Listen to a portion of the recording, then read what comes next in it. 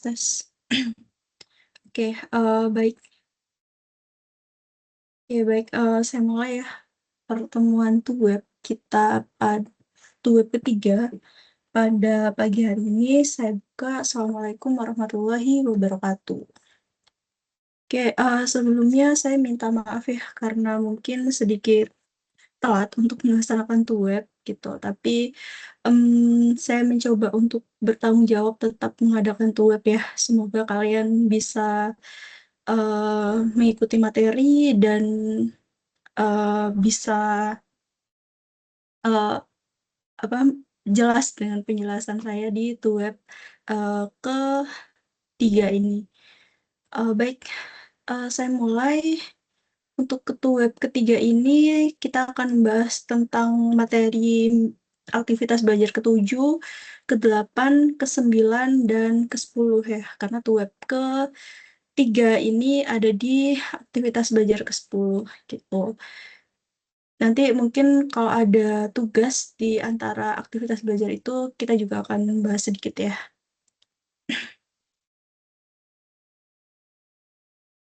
Oke.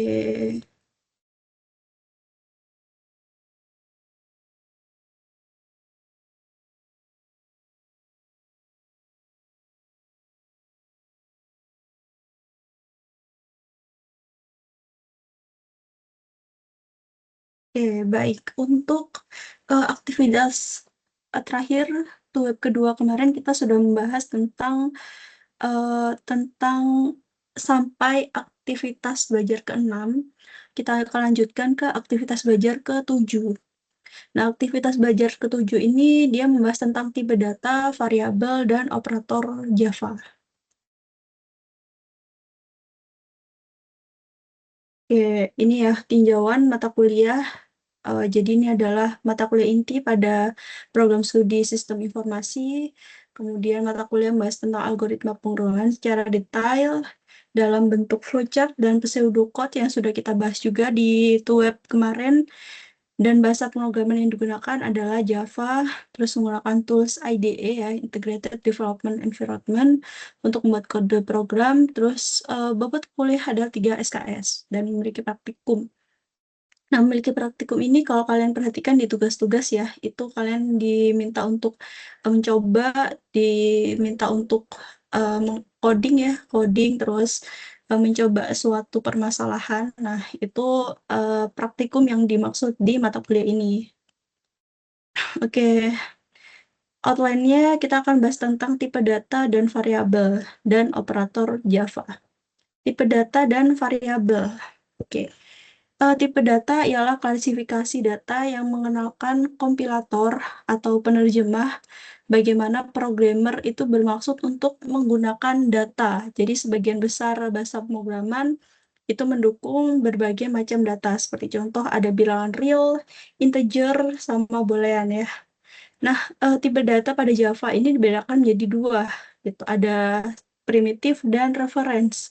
Gitu. Ini menjadi soal di diskusi kita ya, kalau nggak salah. Kalau nggak saya nggak salah ingat ya, ada soal menyebutkan tipe data pada Java ya. Tuh. Jadi ada dua tipe data, primitif sama reference. Oke, tipe data primitif itu ada banyak, seperti bisa kalian baca di tabel ya. Ada 8 tipe data, yaitu ada boolean, chart, byte, short, integer, long, float, dan double gitu. Nah, masing-masing punya nilai sama alokasi memori sendiri-sendiri sama jangkauan ukurannya. Seperti contoh boolean ya. Boolean itu ada nilainya true false, alokasinya satu bit ya. Kemudian ada chart itu single karakter, ada 2 bits. Nah, biasanya ini diisi oleh semua karakter-karakter seperti huruf, terus tanda misal bintang dan pagar itu termasuk karakter ya. Gitu. Selanjutnya bit itu nilainya integer 1 bit. Nah, ini jangkauan untuk tipe datanya. Jadi dari 1128 sampai ke 127 minus ya. Minus 128 sampai 127. gitu. Terus ada short juga, ini nilainya integer, alokasi memorinya 2 byte. Nah, kalau chart ini lebih besar jangkauannya, yaitu 32768 sampai 32767. Nah, kenapa ada tipe-tipe data ini ya, gitu. Jadi kita bisa menentukan tipe data sesuai kebutuhan, gitu. Misal kita mau ada perkalian 1 sampai 10 lah, gitu. Kita misal buat program itu, gitu. Berarti kita cuma butuh di sini byte aja, gitu. Nggak perlu yang double sampai ini ya, sampai panjang, gitu. Karena nilainya bakal segitu-gitu aja kan, gitu. Kalau misal perkalian 1 sampai 10. Gitu. Terus kemudian kalau kita menghitung dalam jumlah besar, itu baru menggunakan double gitu. Jadi fungsinya ada tipe data di sini itu digunakan untuk uh, memilih tipe data sesuai kebutuhan yang kita buat ya, program yang kita buat itu. Oke, itu untuk tipe data primitif. Nah, ini ada contoh kode untuk tipe data primitif. Nah, di sini ada contoh boolean ya, gitu. Contoh kodenya. Jadi kita membuat public class dulu, tipe boolean, gitu. Terus kemudian dideklarasikan. Nah, ini deklarasi variabel dengan tipe data boolean. Ya, ini boolean kondisi atau boolean status. Kemudian mengisi dan menguji nilai nilai satunya itu 7, lebih besar dari nilai 2-nya 10.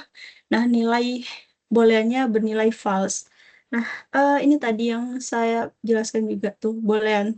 Nilainya bisa bernilai true atau false. Gitu. Jadi makanya di sini ada nilai booleannya false gitu. Kondisi di mana ketika nilai 1 dia lebih besar dari nilai 2, maka dia kondisinya nilai 1 lebih besar daripada nilai 2. True ya, gitu. Karena ini contohnya 7 lebih besar dari 10, maka dia false, gitu. Terus println-nya, ya, untuk mencetak ya println-nya. Gitu. Nah, keluarnya seperti ini.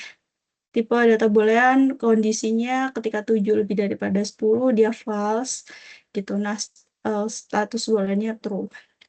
Itu untuk contoh tipe data primitif boolean.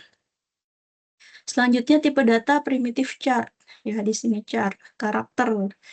Gitu. Nah, di sini ada contoh deklarasi variabel dengan tipe data chartnya. Ada chart 1A, chart 2, sama chart 3. Gitu. Terus kemudian kita cetak di sini ya, di println-nya kita cetak chart 1, cek 2, chart 3.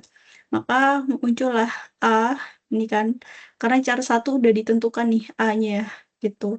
Terus chart 2-nya tanda tanya, kemudian chart 3-nya itu flash T.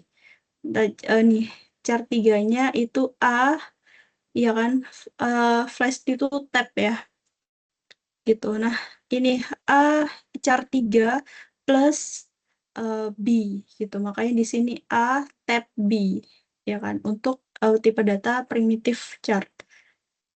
Ya, selanjutnya ada byte, short, sama integer, sama long. Kita deklarasikan dulu tipe datanya. Jadi deklarasi variabel dengan tipe data byte, short, integer, sama long. Nah, tipe data byte misal 50, terus shortnya 0 kali 7E23, kemudian integernya 214 sekian, tipe longnya 92 sekian. Nah, kemudian kita jadi bilangan bulat di sini. Kemudian di println-nya itu dipanggil nih mereka. Tipe byte, short, integer, sama longnya dipanggil gitu. Makanya hasilnya akan jadi seperti ini. Untuk tipe data primitif. Nah, selanjutnya real. Tipe data primitif real. Ada contoh kodenya deklarasi variabel dulu. Jangan lupa ya, kalau kita menggunakan tipe data itu dideklarasikan dulu tipe datanya. Gitu. Kalau enggak, dia bakal menjadi default. Kalau enggak gitu, error. Selanjutnya float, tipe data float 1, misal 0,13, 0,25, sama 40E, tip double ya, float sama double. gitu. Kemudian sama dipanggil dan hasilnya seperti ini. Itu untuk tipe data primitif real. Nah, kemudian selanjutnya penjelasan tentang tipe data referensi. Jadi tipe data referensi merupakan tipe data yang digunakan untuk memegang referensi dari sebuah objek. Jadi instance dari kelasnya. Jadi pendeklarasian tipe data ini hampir sama dengan deklarasi pada tipe data primitif. Bedanya ketika kita mendeklarasikan tipe data referensi, kita harus membuat instance-nya dari kelas tersebut ke objek. Nah, beberapa tipe data referensi. Yang pertama ada class, array, sama interface. Jadi, untuk bedanya primitif sama referensi, ini ya, nah, pendeklarasian tipe data ini hampir sama dengan deklarasi pada primitif. Bedanya, tipe data referensi itu membuat instan dulu dari kelas gitu. Kita coba contoh ya, biar lebih paham. Nah, ini contoh dari tipe data referensi. Contohnya. Pertama, kita buat public class hitung kecepatan dulu.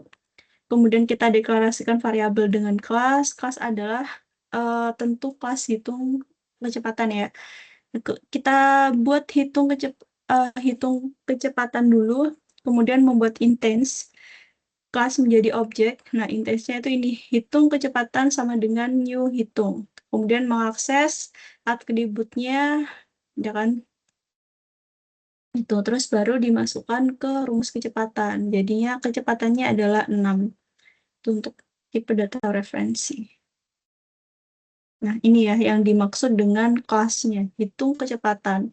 Terus kita panggil hitung kecepatan dengan hitung kecepatan gitu. Terus new hitung kecepatan.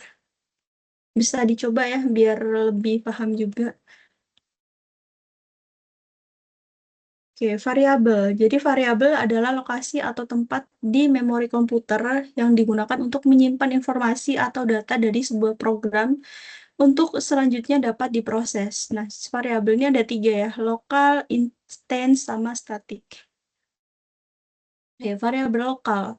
Variabel lokal itu variabel yang dideklarasikan dari sebuah lingkup kecil lokal gitu, seperti metode, constructor, sama blok. Itu termasuk variabel lokal.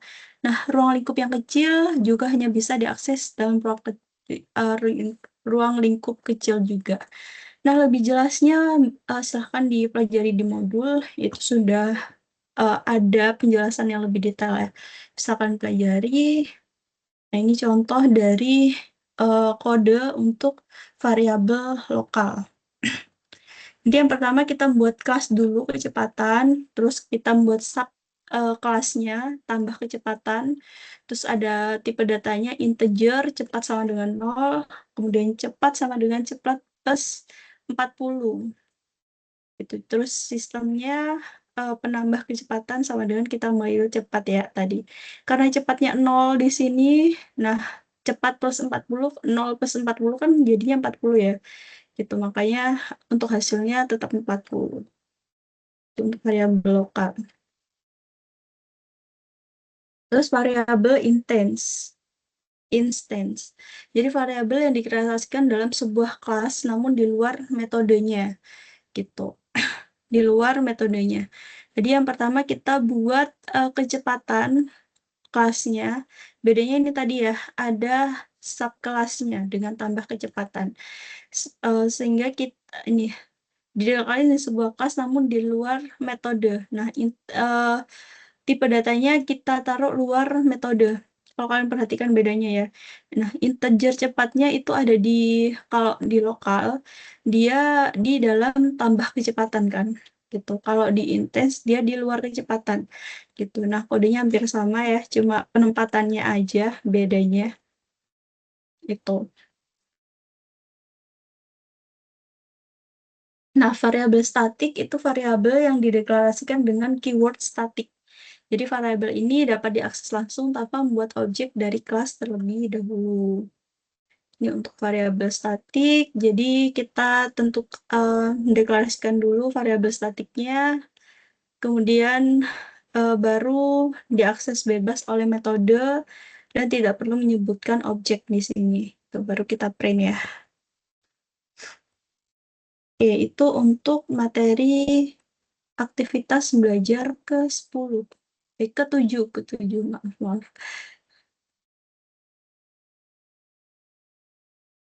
Oke, selanjutnya kita ke aktivitas belajar 8.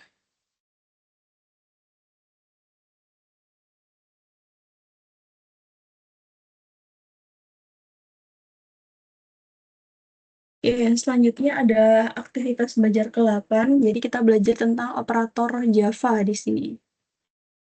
Oke, ini tinjauan mata kuliah sama ya seperti yang saya jelaskan di awal tadi. Ya, operator Java. Jadi kita perlu memahami apa sih operator itu gitu. Nah, pengertian operator bisa kalian baca juga ya.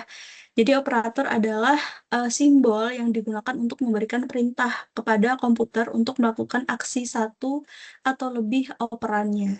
Nah, dalam matematika, operan adalah objek dari operasi matematika. Nah, di dunia komputer, operan ini adalah bagian dari instruksi komputer untuk menentukan daya data yang akan dioperasikan atau dimanipulasi dan dikembangkan dari data itu sendiri. Itu pengertian operator. Nah, ini contoh ekspresinya.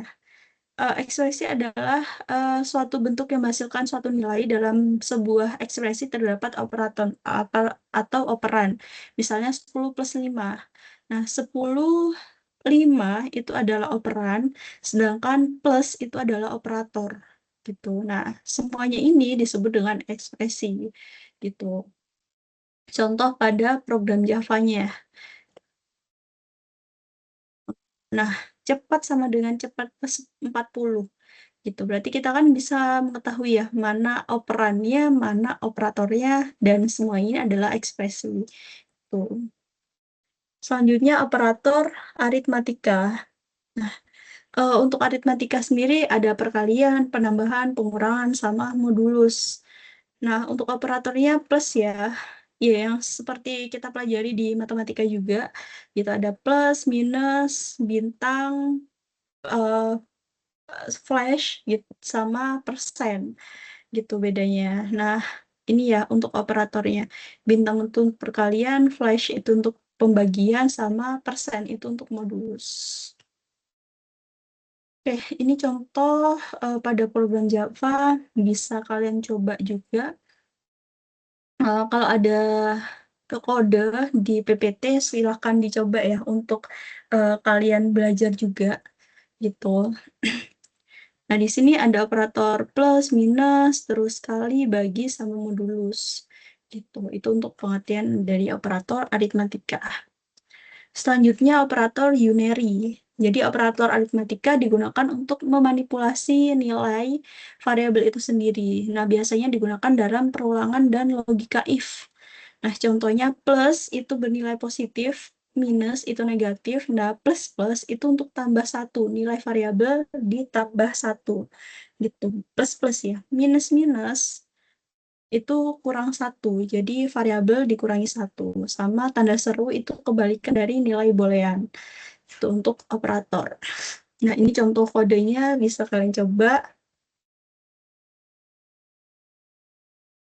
Nah, pertama kita deklarasikan dulu nilai awalnya ya. Ada nilai awal integer A bernilai minus 10 sama integer B bernilai 5.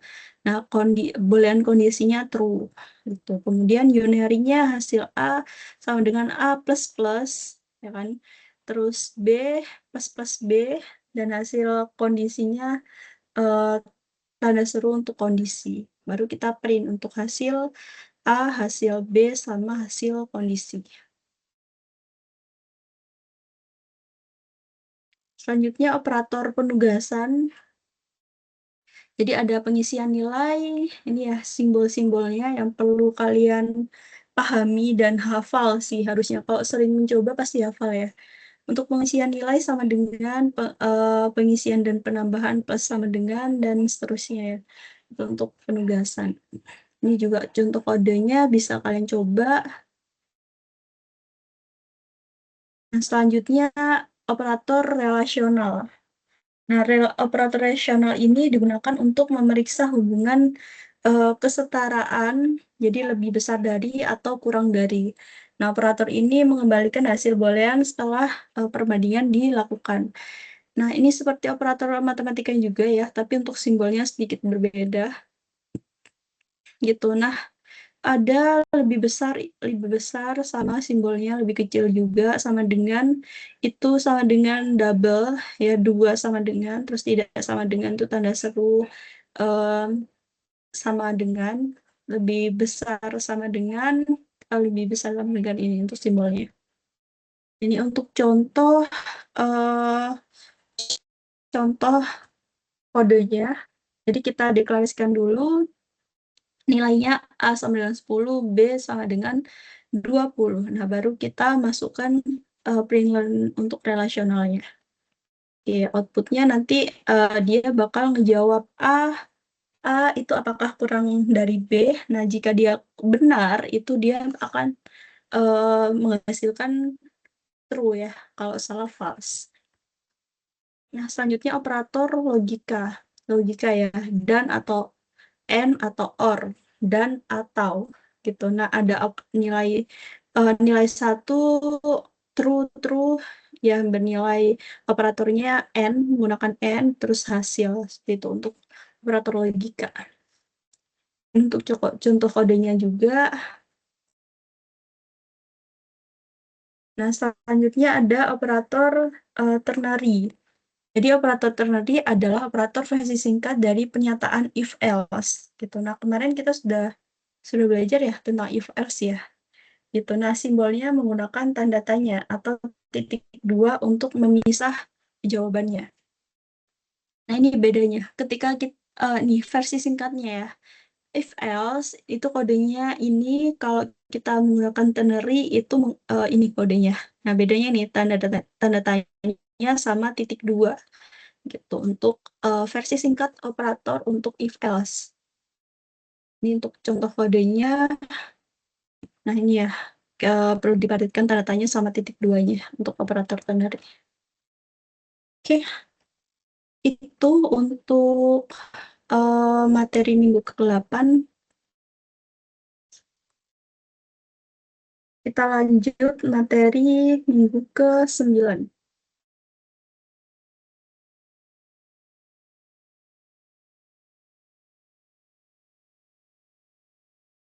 Oke, materi minggu ke-9 itu tentang perulangan dan kondisi if. Ini untuk tinjauan mata kuliahnya sama ya.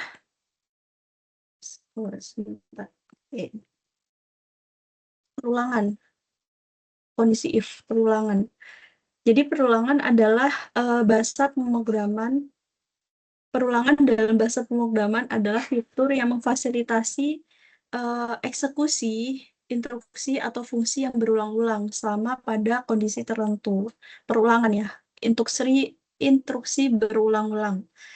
Gitu. Nah, eh kalau kita jadikan di apa namanya flowchart, eh simbolnya seperti ini gitu, bisa menggunakan while gitu. Nah, di sini ada kondisi di mana ketika false sama true gitu. Nah, ketika true dia ke blok pernyataan terus kembali ke kondisi lagi. Nah, kondisi ini bakal ditanya lagi true atau false lagi gitu. Nah, kalau true lagi dia balik lagi ke blok pernyataan gitu. Tapi kalau kondisinya udah false dia bakal lanjut ke program selanjutnya gitu. Nah, sintaksnya menggunakan while.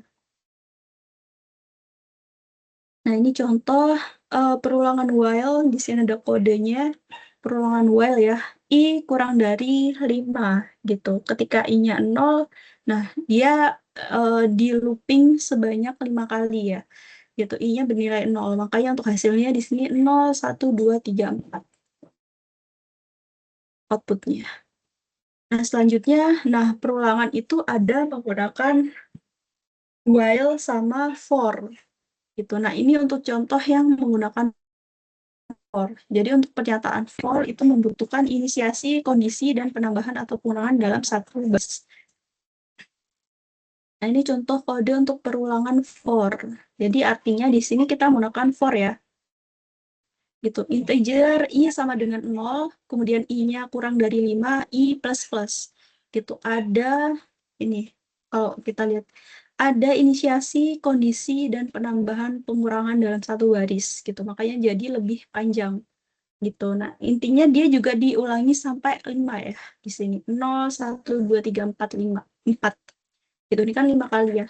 Gitu, ketika I-nya bernilai 0, maka dia di looping sebanyak kurang dari 5. I-nya bakal bertambah terus plus-plusnya maksudnya. Itu untuk perulangan for. Selanjutnya perulangan do while. Jadi cara kerja perulangan do while itu sebenarnya sama seperti while tadi.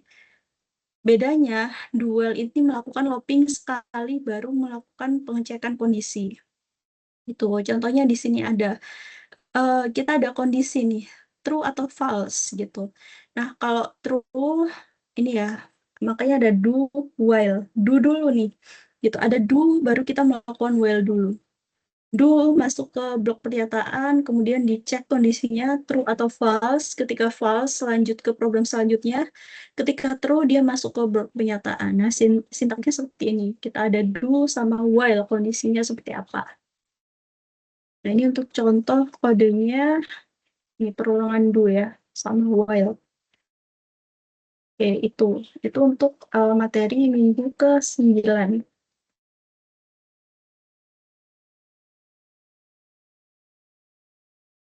Oke, kita lanjut ke materi minggu ke-10.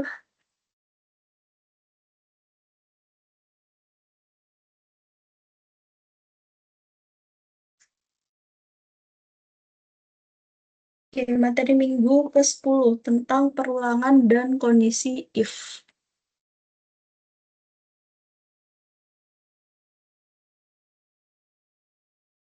Kondisi if untuk tinjauan mata kuliahnya sama ya.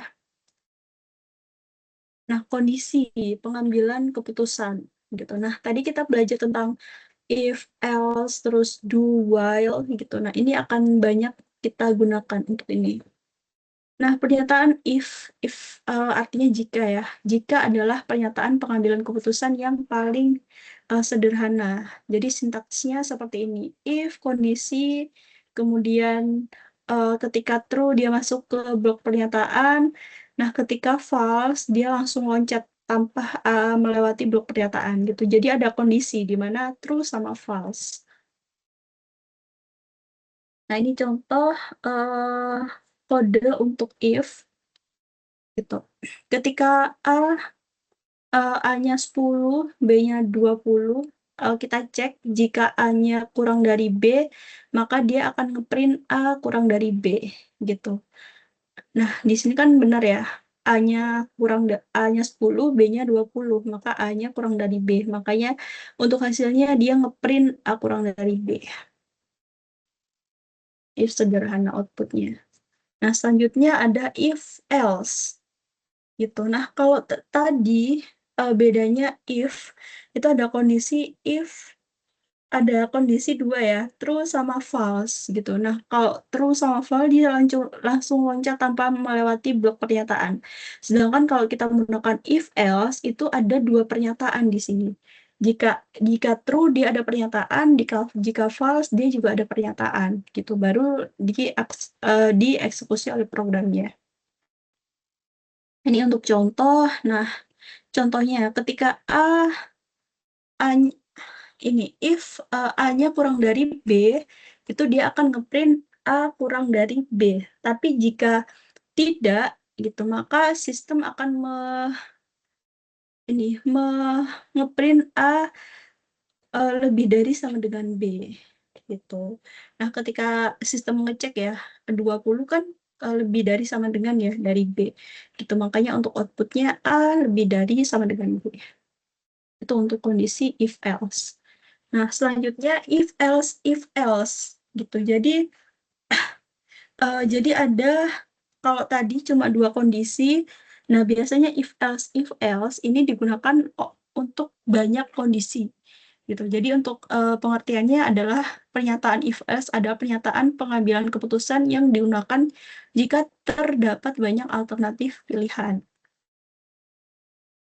seperti tadi ya, gitu. Ada ketika kondisi satu pernyataan apa, ketika kondisi dua pernyataan apa, ketika kondisi tiga pernyataan apa, gitu. Nah, jadi banyak pernyataan di sini nanti ketika menggunakan if else. Ini untuk contoh kodenya. Nah, di sini ya, ada if waktunya kurang dari 10, maka dia ngeprint pagi. Kalau waktunya kurang dari 20, dia ngeprint siang. Kalau selain dua ini, maka dia ngeprint malam, gitu. Nah, kalau dua-dua ini kan lebih lebih dari 10, lebih dari 20 juga, gitu. Makanya dia outputnya malam. Nah, selanjutnya kondisi switch case. Nah, switch case adalah pernyataan cabang untuk multi arah. Oke, mohon maaf ya, hidung saya gatal tiba-tiba. Oke, untuk switch case ini kondisi pernyataan multi arah. Jadi switch kondisi ada case nilainya satu ketika false ya. Ketika false case nilai satu, kemudian dia masuk ke case nilai kedua. Jika ada true, dia masuk ke blok pernyataan. Gitu. Switch artinya di switch ya case-nya. Gitu. Untuk contoh kodenya ada case 1, case 2, case 3. Oke, itu untuk materi minggu ke-10. Oke, untuk materi sudah saya jelaskan semuanya ya. Saya coba share ini. Oke, untuk minggu ke-7 ya. Kita cek materi inisiasi yang sudah saya jelaskan tadi. Oke, di sini ada diskusi sama tugas. Oke, ini tadi ya yang sudah saya singgung juga tadi. Jadi di diskusi 4 itu terdapat macam-macam tipe data Java, sebutkan dan jelaskan paduan dan contoh pada variabel. Terus sebutkan dan berikan contoh operator yang ada dalam pemrograman Java. Gitu. Nah, untuk diskusi ini sebenarnya untuk menambah nilai ya. Gitu. Sebenarnya kalian nggak wajib menjawab, tapi ketika ada diskusi, yang menjawab akan dapat poin plus seperti itu. Karena untuk diskusi nggak ada nilainya ya, gitu. Untuk menambah poin keaktifan dan poin plus aja, gitu. Nah, tipe-tipe Java tadi ada dua kan, primitif sama reference, gitu. Nah, disebutkan tuh apa aja, terus ada uh, contoh dengan variabelnya gitu. Terus disuruh menyebutkan operator-operator dalam Java. Semuanya ada di modul sama PPT ya, bisa dipelajari gitu. Nah, jawaban yang saya suka adalah ketika ada referensi, ada contoh kodenya gitu. Nah, untuk tugas 2 ini program sederhana menggunakan operator statement if dan kasus berikut.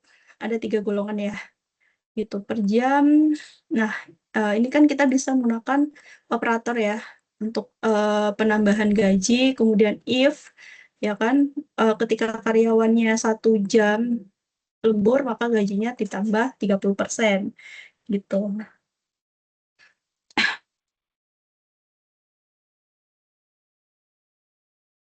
Oke, untuk aktivitas belajar 9 materi tentang kondisi if dan 10 ada ada tugas. Oke, ya mungkin itu aja sih untuk tugas kita web ketiga ini. Silahkan ya kalau ada pertanyaan bisa langsung ke chat saya gitu. Sekali lagi saya mohon maaf untuk keterlambatannya untuk webnya gitu karena kondisi kurang memadai ya. Tapi saya usahakan untuk memaksimal mungkin juga. Oke, saya mohon maaf sebelumnya untuk teman-teman di prodi sistem informasi untuk mata kuliah algoritma pemrograman. Saya tutup web 3 kali ini. Wassalamualaikum warahmatullahi wabarakatuh.